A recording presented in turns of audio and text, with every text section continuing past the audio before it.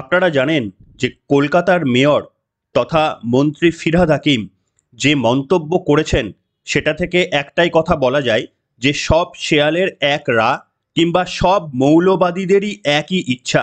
ফিরহাদ হাকিম একদিকে তিনি দাবি করেন যে তিনি সেকুলার, তিনি কালী পুজো করেন, দুর্গা পুজো করেন। দেখুন, ওটুকু না করলেই তিনি পারেন, তার কারণ আমরা তাতেই বেশি খুশি হব। কেন কথা বলছি? তার কারণ যে ব্যক্তি ফিরহাদ হাকিম বিশ্বাস করেন যে সেই সমস্ত মানুষ দুর্ভাগ্যবান যারা মুসলিম ধর্মে জন্মগ্রহণ করেননি। ইনশাআল্লাহ একদিন এমন সময় আসবে যেদিন পশ্চিমবঙ্গ তো বটেই, গোটা ভারতবর্ষে মুসলিমরা সংখ্যাগরিষ্ঠ হবে। যে ফিরহাদ হাকিমের এইরকম বাসনা, তার কাছ থেকে ওই ধরনের আয়োজন করা মেকি দুর্গা পুজো, সেটা দুর্গা পুজো না দুর্গা উৎসব, সেটা আপনারাই বিবেচনা করে দেখবেন। যে পয়েন্টটি বারবার বিরোধী দলনেতা শুভেন্দু অধিকারী বলে আসেন, আপনারা হয়তো অনেকেই শুনে নিয়েছেন যে ফিরহাদ হাকিম মহাশয় কি বলেছেন। আজকের পর্বেও না হয় আরো একবার আপনাদের সামনে শোনাবো, কিন্তু আজকের পর্বটি শুরু করব একটা নতুন ভিডিও দেখিয়ে। নমস্কার, welcome to simple as ABC. আপনাদের সকলকে স্বাগত জানিয়ে শুরু করছি আজকের বিশেষ খবর। আসুন প্রথমে আজ তাকের একটা ভিডিও শোনাবো, যেখানে একজন মুসলিম নেতার সঙ্গে বিজেপির সুধীর চৌধুরীর একটা বাগবিতণ্ডা হচ্ছে এবং ওই মুসলিম নেতা তিনি প্রশ্ন করছেন, আচ্ছা বলুন তো, ভারতবর্ষে কি হিন্দুরা খাতরার মধ্যে রয়েছে? এবং যদি খাতরার মধ্যে থাকে তাহলে কাদের কাছ থেকে ভারতবর্ষের হিন্দুরা খাতরার মধ্যে রয়েছে? সেই প্রশ্ন যখন উঠেছিল, সুধীর চৌধুরী কি জবাব দিয়েছেন একবার শুনুন, তারপরে বিস্তারিত আলোচনায় আসব। एक बात मैं आप सब पूरी जनता से जिम्मेदारी के साथ पूछना चाहता हूं कि आप लोग एक आवाज में बताइए, क्या भारत में हिंदू धर्म को कोई खतरा है? क्या किससे? बीजेपी से। तो गोली मार दो बीजेपी से। आराम से आराम से आराम से आराम से आराम से आराम नहीं, उसी से उनको लग रहा है जिससे यूरोप में ईसाइयों को खतरा है, जिससे इजराइल में यहूदियों को खतरा है, जिससे बर्मा में बुद्धों को खतरा है, जिससे चाइना में कम्युनिस्टों को खतरा है, जिससे केन्या में रूसियों को खतरा है, जिससे बोस्निया हर्जेगोविना में सर्बों को खतरा है, जिससे सोमालिया में अफ्रीकियों को खतरा है। एक बात मैं आप শুনলেন বন্ধুরা প্রশ্ন এবং উত্তরের পর্ব, যে ভারতবর্ষের হিন্দুরা খাতরার মধ্যে রয়েছে কিনা। এর উত্তর হচ্ছে হ্যাঁ, এবং দ্বিতীয় হচ্ছে কাদের কাছ থেকে খাতরার মধ্যে রয়েছে। দেখুন, এর উত্তর ব্যক্তিগতভাবে আমার জানা নেই, সত্যি বলছি আমার জানা নেই যে কাদের কাছ থেকে খাতরার মধ্যে রয়েছে। আমার মনে হয় এই ক্ষেত্রে অন্যদের দোষ না দিয়ে আমাদের নিজেদের রাজনৈতিক সচেতনতা এবং আমাদের নিজেদের কাটমানির লোভ এবং লালসায় আমাদেরকে সব থেকে বেশি ক্ষতির মধ্যে ফেলেছে। এবং সুধীর চৌধুরী তিনি কি বললেন তার উত্তরটাও আপনারা শুনলেন, যে ভারতবর্ষের হিন্দুরা তাদের কাছ থেকে খাতরার মধ্যে রয়েছে যাদের কাছে গোটা পৃথিবীর লোক খাতরার মধ্যে রয়েছে। উদাহরণ হিসেবে তিনি বলছিলেন বৌদ্ধরা বার্মাতে যাদের কাছে খাতরাতে রয়েছে, ইসরায়েলে ইহুদিরা যাদের কাছে খাতরাতে রয়েছে, কিংবা চায়নাতে চাইনিজরা যাদের কাছে খাতরাতে রয়েছে। এইরকম গোটা দেশ জুড়ে তিনি বেশ কিছু নাম করলেন। যাই হোক, সেটা তার ব্যক্তিগত মতামত এবং অভিমত। কিন্তু আমার প্রশ্ন হচ্ছে, এবার যেটা আপনাদের দেখাতে চাইবো, যে আপনি অরাজনৈতিক ব্যক্তি হয়ে আপনি কিছু মন্তব্য করতে পারেন, তাও সোশ্যাল মিডিয়ায় ঘৃণা কোনো ভাষণ দিতে পারেন না। এই কারণে ভারতবর্ষ হচ্ছে ধর্ম নিরপেক্ষতার একটি দেশ। আমরা বাংলাদেশ নই যে আমাদের সংখ্যা লঘুদের উপর আমরা অত্যাচার করব, এটা আমরা কখনোই সমর্থন করতে পারি না আমাদেরই স্বার্থে। অন্যদিকে ফিরহাদ হাকিম মহাশয় যে বক্তব্য বলছেন সেটাকে সমর্থন করা যায়। তিনি একটা এডুকেশনাল অনুষ্ঠান, সম্ভবত মুসলিমদেরই কোনো হতে পারে, আমার ঠিক জানা নেই, সেখানে গিয়ে তিনি কি বলছেন জানেন? হয়তো শুনেছেন, আরো একবার শোনাবো। তিনি বলছেন যে পশ্চিমবঙ্গে আমরা 33% হলেও গোটা ভারতবর্ষে আমরা 17%, এবং তিনি বলছেন আমরা নিজেদের সংখ্যালঘু বলে মনে করি না এখানে। তার কারণ আল্লাহর যদি রাহমাত থাকে তাহলে এমন একটা দিন আসবে যেখানে আমরা সংখ্যাগরিষ্ঠ থেকেও বেশি সংখ্যাগরিষ্ঠ হব। এই কথা তিনি একদিকে বললেন, অন্যদিকের কথাটা আরো বেশি ভয়ঙ্কর। কি বললেন তিনি ব্যাখ্যায় আসবো, কিন্তু পুরো বক্তব্যটা আপনাদের এইখানে শোনাতে চাইবো কি বলেছেন তিনি। सब सुमित राय साहब देते। हम एक ऐसे कौम से हैं जो कौम, बंगाल में तो हम 33% हैं, मगर हिंदुस्तान में भी हम सिर्फ 17% है और हमें माइनॉरिटी कम्युनिटी कहा जाता है। मगर हम अपने आप को माइनॉरिटी नहीं सोचते हैं, हम सोचते हैं अगर अल्लाह की रहमत है हमारे ऊपर अगर तालीम हमारे साथ है तो हम एक दिन मेजॉरिटी से भी मेजॉरिटी हो सकते हैं और हम अपने अल्लाह की ये मेहरबानी होगी जो हम अपने ताकत से ये हासिल करते हैं। हमारे कौम बहुत सारे जगह हम देखते हैं कुछ भी होता है तो मोमबत्ती में छील करते हैं। We want justice, we want justice. हम कहते हैं मिছিল करके जस्टिस मांगने से नहीं होगा। अपने औकात, अपने रुतबा ऐसे जगह पर बढ़ा जो तुम खुद जस्टिस देने के लायक होगे। जस्टिस मांगोगे नहीं, जस्टिस दोगे। শুনলেন বন্ধুরা, এই কারণেই আপনাদের সামনে শুরু করলাম যে সব শেয়ালের এক রা। মাফ করবেন, আমি ব্যক্তিগতভাবে কাউকে আক্রমণ করছি না, এটা একটা জাস্ট প্রভার্ব হিসাবে ব্যবহার করছি, একটা প্রবাদ হিসাবে ব্যবহার করলাম। সেটা হচ্ছে সব মৌলবাদী নেতারা তারা সকলেই একই ধরনের বক্তব্য বলতে চান, কিন্তু এটা অত্যন্ত দুঃখজনকপূর্ণ যে কলকাতার একজন মেয়র, তিনি তো কোনো সম্প্রদায়ের মেয়র নয় এবং মমতা বন্দ্যোপাধ্যায় তাকে মুসলিম কমিউনিটির রিপ্রেজেন্ট করেও পাঠাননি। তিনি মেয়র মানে সকলের মেয়র। সেই মেয়র 24 ঘন্টার মেয়র এরকম নয়, তিনি 12 ঘন্টার মেয়র। 12 ঘন্টা তিনি সেকুলারিজমের কথা বলবে আর বাকি 12 ঘন্টা তিনি মুসলিম ধর্মকে সমর্থন করবে, এমনটাও নয়। তাহলে কত বড় একটা অপরাধ করলেন। ফিরহাদ হাকিমের বিরুদ্ধে কি কোনো আইনত ব্যবস্থা নেবেন আমাদের এই রাজ্য প্রশাসন? তিনি কি কথা বলতে পারেন যে এমন একদিন আসবে সেখানে মুসলিমরা সংখ্যাগরিষ্ঠ হবে? এমনিতে দেখুন পশ্চিমবঙ্গে 33% মুসলিমরা রয়েছে, অর্থাৎ আর মাত্র 17% দরকার হিন্দু এবং মুসলিমদের সমান সমান পার্সেন্টেজ হয়ে যাওয়ার জন্য। এবং বিভিন্ন নেতৃত্ব আপনাদের একটু পরে শোনাবো, বিজেপির অনেক নেতৃত্ব বলছে যে তারা যদি 50% হয়ে যায় তাহলে কি পরিণতি হতে পারে সেটা বাংলাদেশকে দেখলেই আপনারা বুঝতে পারবেন। এটা আমার বক্তব্য নয়, আমার এটা ভিউও নয়, তার কারণ আমি সেকুলারিজমে বিশ্বাস করি এবং সেটা ভেতর থেকে করি। কিন্তু আপনাদের শোনাতে চাইবো যে এই প্রসঙ্গে কি বলেছেন তরুণ জ্যোতি তেওয়ারি। তিনি বলছেন হিন্দুরা তোমরা এখনো ঘুমাও, তার কারণ ফিরহাদ হাকিম যে মন্তব্য বলেছেন সেটা নাকি অত্যন্ত উদ্বেগজনক। কি বলেছেন শোনাবো আপনাদের।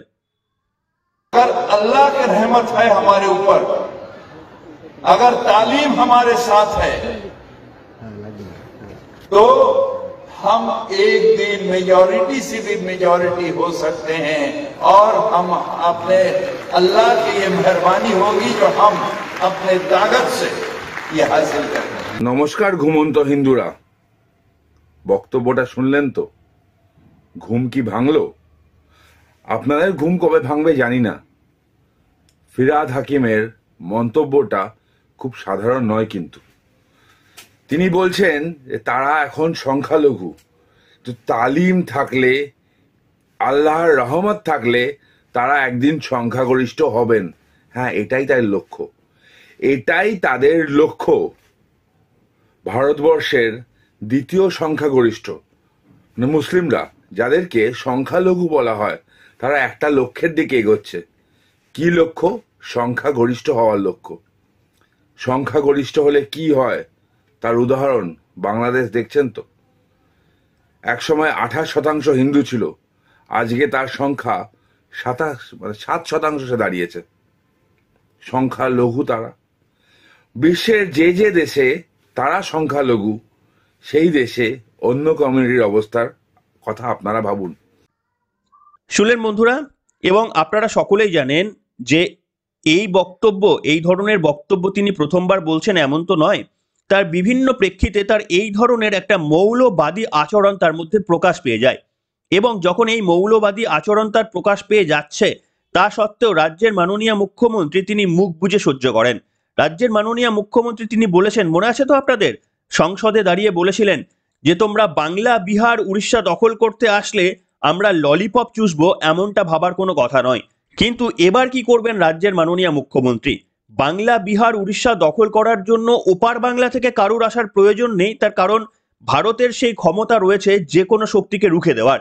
কিন্তু প্রশ্ন হচ্ছে, আপনার রাজ্যে এমন কিছু রাজনৈতিক নেতৃত্ব আপনারা তৈরি করেছেন, সেই রাজনৈতিক নেতৃত্বরাই বাংলাকে দখল করে নিতে পারে।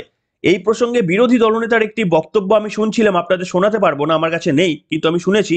তিনি বলছেন সম্ভবত এই মুহূর্তে 50-এর কাছাকাছি বিধানসভায় রিপ্রেজেন্টেটিভ রয়েছে সংখ্যালঘুদের তৃণমূল কংগ্রেসের। এই সংখ্যাটা যদি কোনোদিন 100 পেরিয়ে যায়, শুভেন্দু অধিকারী বলছেন সেই দিন মমতা বন্দ্যোপাধ্যায় তৃণমূলও কিছু করতে পারবে না এই রাজনৈতিকভাবে আমাদের এই রাজ্যটাকে শাসন করতে। তারাই শাসন করবে, সিদ্দিকুল্লাহ চৌধুরী, ফিরহাদ হাকিম, এরাই কিন্তু শাসন করবে। তবে শুভেন্দু অধিকারী এই প্রসঙ্গে আরো কিছু মন্তব্য করেছেন, সেই মন্তব্যটা আপনাদের এখানে শোনাতে চাইবো, শুনুন।